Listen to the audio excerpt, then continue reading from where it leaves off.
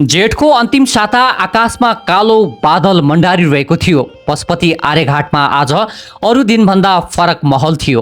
त्यहाँ एउटा यस्तो शवको अन्त्येष्टि भइरहेको थियो जसको शरीरमा लागेका चोटहरूले समाजको एउटा क्रूप र डरलाग्दो ऐना देखाउँथ्यो। नेपाली सेनाको वर्दीमा देशको सेवा गर्ने एउटी वीर सिपाही, एउटा छोरी र एउटी आमा ईश्वरी भुजेल आज उनी देशको रक्षा गर्दा गर्दै होइन, बरु आफ्नै भनिएका मान्छेको क्रूरताको शिकार भएर बागमतीको किनारमा चलेर खरानी हुँदै थिइन्। ड्युटीको त्यो अन्तिम साँझ र बाटो ढुकेर बसेको काल गएको शुक्रबार 22 गते ईश्वरीले सधैँझैँ आफ्नो देश र नागरिकको सुरक्षाका लागि ड्युटी पुरा गरिन्। सायद उनलाई हतार थियो घर पुगेर आफ्ना सन्तानलाई अङ्गालो हाल्न, उनीहरूको दुःख सुख सुन्न उनी आफ्नो स्कुटर चढेर घरतर्फ सोझिन्। तर उनलाई के थाहा, उनले जीवनभर विश्वास गरेको र श्रीमानको नाम दिएको मान्छे नै उनको रगतको प्यासी भएर बाटो ढुकेर बसिरहेको छ। टिकटक र सामाजिक सञ्जालमा नेपाली ब्रो भनेर सस्तो लोकप्रियता र अश्लील हरकतका सहारामा मानिसहरूलाई अल्मल्याउने कुमार थापा मगरको भित्री रूप कति भयानक रहेछ भन्ने कुरा त्यो रात प्रमाणित भयो। मनमुटाव र सम्बन्ध विच्छेद डिभोर्सको प्रक्रिया चलिरहेकै बेला रिस र प्रतिशोधले अन्धो बनेको कुमारले धारिलो हतियार प्रहार गरी ईश्वरीको विवश हत्या गरे।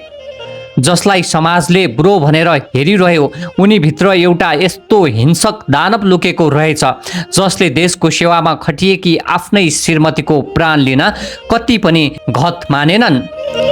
टिकटकमा देखिने उसको त्यो नक्कली रबाब आज कानुनी कठघरामा धुजा भएको छ। बिगुलको धुन बजिरहँदा र बन्दुकको नाल आकाशतर्फ फुकिरहेर सलामी दिइरहँदा त्यहाँ उपस्थित कठोर सुरक्षाकर्मीका आँखाहरू पनि रसाएका थिए। एउटी राष्ट्र सेवकलाई यसरी गुमाउनु पर्दा सिंहको संगठन र देश रोइरहेको थियो।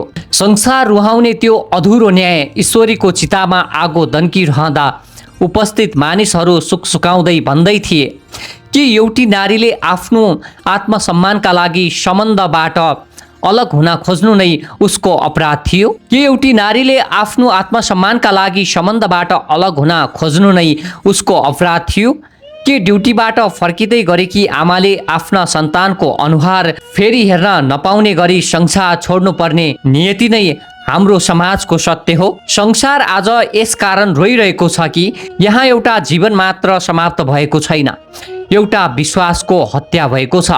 कुमार थापा आज हिरासतको अन्धकारमा आफ्नो पापको सजाय भोग्न पर्खिरहेका होलान्, तर उनले ईश्वरीको परिवार, उनका सन्तान र समाजलाई दिएको यो कहिल्यै निको नहुने घाउ इतिहासको पान्ना पान्नामा सधैँ एउटा कालो धब्बा बनेर रहनेछ। बागमतीको धुवासँगै ईश्वरीको आत्माले आकाशतर्फ उडान भर्दै गर्दा सिंहको देशले एउटै आवाजमा न्यायको माग गरिरहेको छ। अपराधीले कडा भन्दा कडा सजाय पाओस् ताकि फेरि कुनै ईश्वरीले आफ्नै श्रीमानबाट यसरी ड्युटीबाट फर्कँदा ज्यान गुमाउनु नपरोस्। दिवंगत राष्ट्रसेवक ईश्वरी भुजेलप्रति भावपूर्ण श्रद्धाञ्जली। दोषीलाई हदैसम्मको कानुनी कारबाही र पीडित परिवारलाई न्याय मिलोस्। यो थियो काठमाडौँका क्राइम रिपोर्टर्स मदन शाहले तयार पारेको एक रिपोर्ट।